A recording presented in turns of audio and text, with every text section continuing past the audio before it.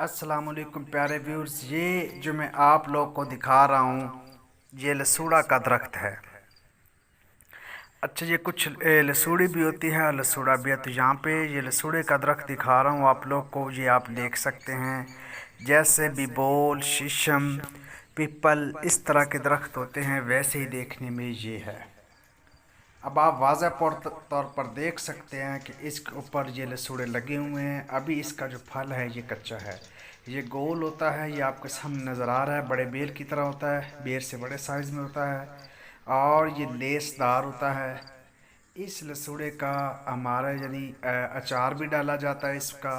और दूसरा, ये बहुत ज़्यादा लेसदार और मुगल्लज़ होता है। मर्दाना अमराज में इसका इस्तेमाल बेहद मुकव्वी है, बेहद फ़ायदेमंद है।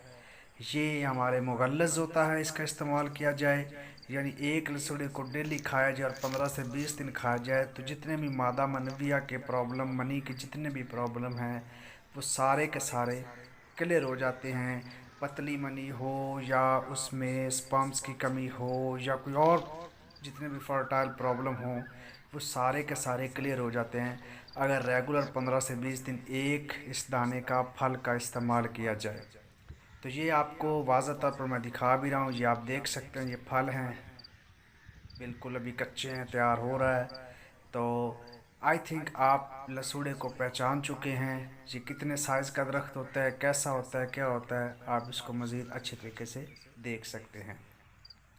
वीडियो अच्छी लगी है तो चैनल को सब्सक्राइब करें, लाइक करें, बेल आइकॉन को